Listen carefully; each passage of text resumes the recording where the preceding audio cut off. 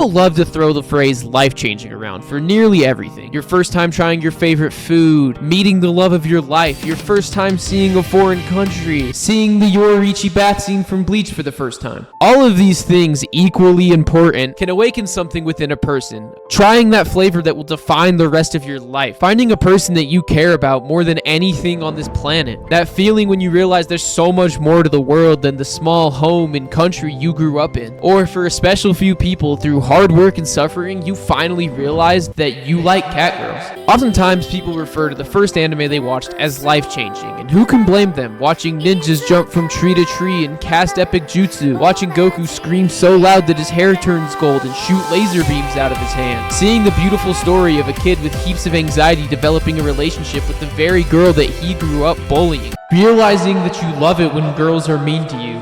All equally important things in your life. We often spend the rest of our lives trying to chase that high you get from your first anime. Not many things can top that feeling of finding a show that you love. A show that will take up every second of your free time because there's nothing else you would rather do than lock yourself in the room and just binge it. So me, being the absolute giga chad that I am, have decided I will make a list of all of the most life-changing anime I've watched up to this point in my life. We can call it my anime list. Hey, come on, I'm just riffing here. Don't worry, just shut your brain off and listen to what I say.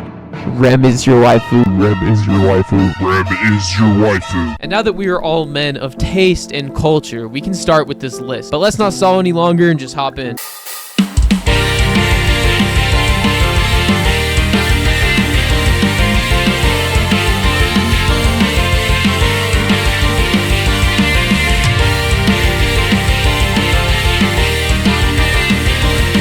Am I just using this as a chance to talk about my favorite anime? Yes, but I will try to give my best reasoning for why I think these are life-changing shows.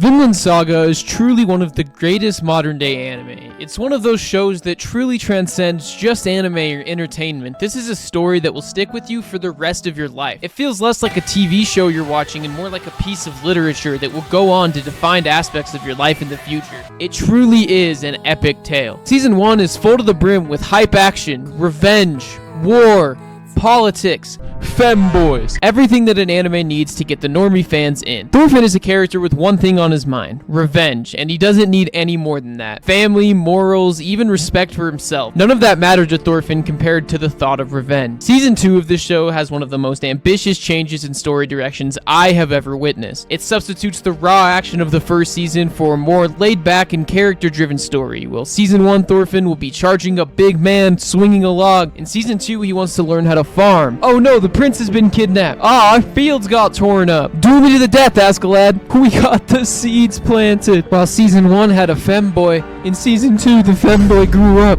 This change in pace can oftentimes be jarring to fans because they were sold on this fun, action-packed revenge story and now they have Farmland Saga. But what if I told you that it's better? Throughout the first season, they sprinkle in this idea that violence isn't the answer. Thorfinn's dad tells him, "Thorfinn, you have no enemies. No one has enemies."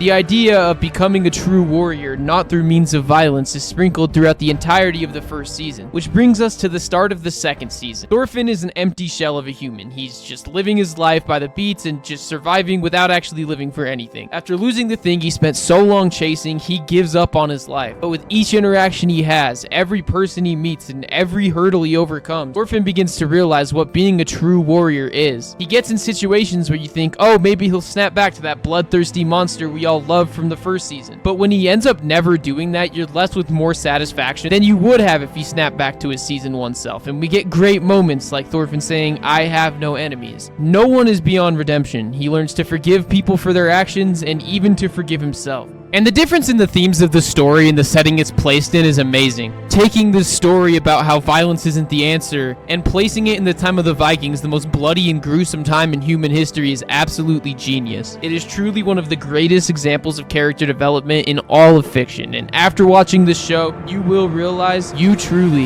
have no enemies.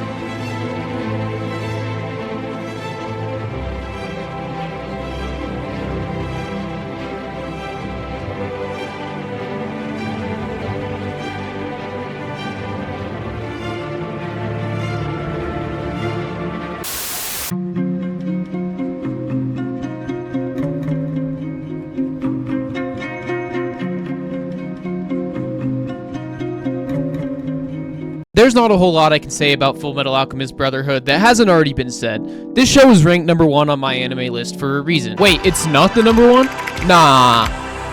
What? Fruit? 12 sleepless hours later. That's what I'm talking about! That's why he's giving me! That's why he's the GOAT!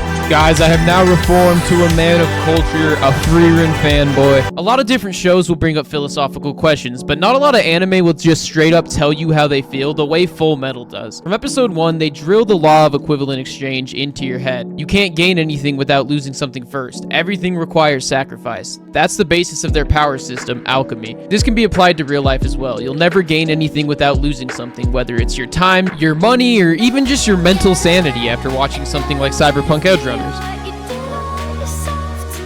Seemingly, there is a way to use alchemy without giving something up, the Philosopher's Stone, but to further their point, even that isn't as it seems. On top of just being a super cool power system, it can be seen as a philosophy or a way of life. Full Metal has a very upfront and in-your-face view on truth. Instead of it being a concept that they explore, they make it an actual being, like a god that knows all the things of the world. And to gain wisdom from him, you quite literally have to sacrifice your body. It poses questions like, is the truth worth it, or is it better to just remain ignorant and not have the sacrifice? The truth doesn't care about you, and to show that, he's this creepy and angry being. One of the coolest parts of this show is its ability to personify ideas and turn them into actual beings. So, for example, the main bad guys of this show are the 7 deadly sins. Not only are they some of the most interesting and cool characters in the entire series, they're also some of the best representation of sin in all of media. Throughout the entire show, you slowly watch them struggle with the very things they represent. But although they represent sin, the mangaka shows them coming to terms with the beauty within the sin they represent. Fullmetal Alchemist poses philosophical questions not many anime will, even all the way up to the final monologue. The show tries to teach you its lesson. It is truly a masterpiece.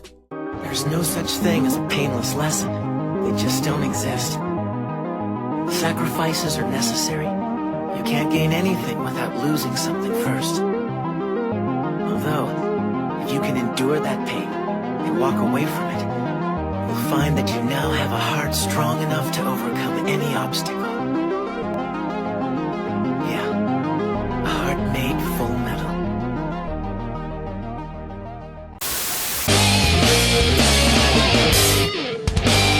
Gintama is my favorite piece of media I have ever had the pleasure of viewing. It's an anime made for anime fans. It's constantly poking fun at other shows that were coming out at the same time or came out before it. The show lures you in by being a stupid comedy that's not meant to be taken seriously at all, but throughout its run, it slowly gives you more and more emotional arc that will make you love characters. It has arcs that will have you laughing out loud one second and then crying the next. After you've already fallen in love with each and every character, they start introducing serious arcs with great action, and it just hits so much harder. Because you're used to these characters not taking anything seriously and just turning everything into a joke, when they do get serious and there's actual stakes and emotions involved, you get way more invested than you would in a basic battle shonen. Even in serious arcs, one second Gintoki has a sword up his butt, and the next second it's this crazy over-the-top battle. One second you're laughing because the character is goofy, and the next you're in tears over a character. A lot of shows attempt an ensemble cast and fail, like My Hero Academia, for example, struggles to give all the side characters their own good moments without it ever feeling out of place or forced.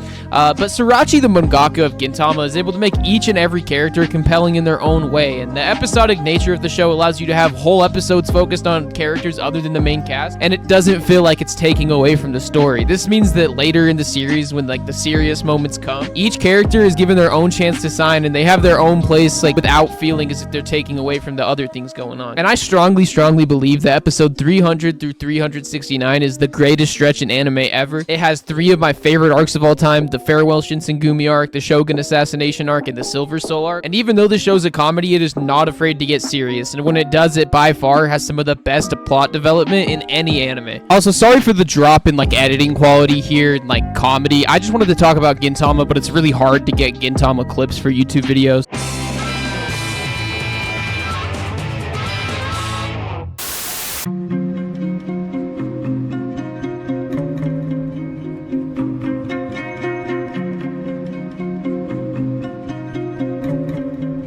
Alright, get ready, because I'm about to explain all of Evangelion as fast as I possibly can, so buckle in.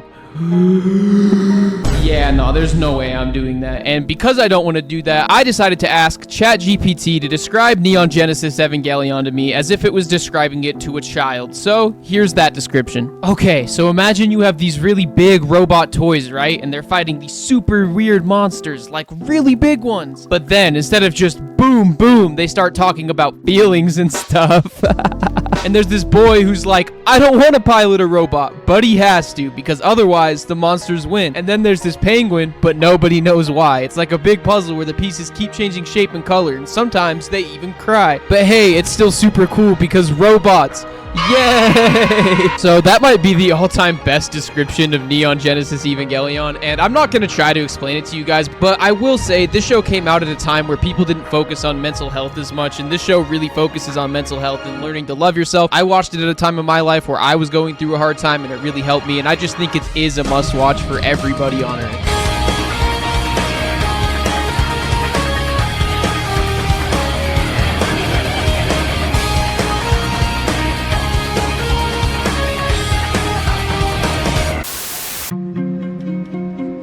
Welcome to the NHK is actually the anime I watched the most recently out of everything in this video, and wow, it is amazing. It focuses on hikikomori culture in Japan and follows Sato, a character who's a shut-in and won't leave his house. He chalks everything that goes wrong in his life on conspiracies, like the people who still play NBA 2K blaming everything on Ronnie 2K. In all seriousness, this show is so relatable on so many levels. Even though most people aren't shut-ins who are borderline schizophrenic, we can all relate to that feeling of just wanting to stay in your room and rot away and just let life move on without you. Not having a goal that you want to work towards that will make your life worth it. Not knowing why you feel the way you do and putting the blame on things other than yourself. Playing quote-unquote gal games for days on end. No? Just me? Okay, we're moving on. Everybody that Sato ends up making connections with are in bad places in their life, and after spending a lot of time with them, you start to learn their motivations and sympathize with them and what they're going through. And throughout the show, you see them all come to terms with the situations they're in and find the beauty in their lives. This show can only really be described as a hard watch. It's so painful, but as you go through it, it really makes you feel grateful for what you have and really makes you want to better yourself. I had to talk about this one because I've genuinely just never felt more raw emotion while watching a show, and it follows Sato as he slowly starts to find things to work towards and give his life purpose. And I'm not sure if there's many other shows that will make you want to improve your life the way this show does. Alright guys, that's all for this video. Thank you everybody who watched this one and made it to this point. And if you did make it to this point, let me know what you thought of the video, if you liked the way I was editing it. But yeah, that's all. Thank you guys.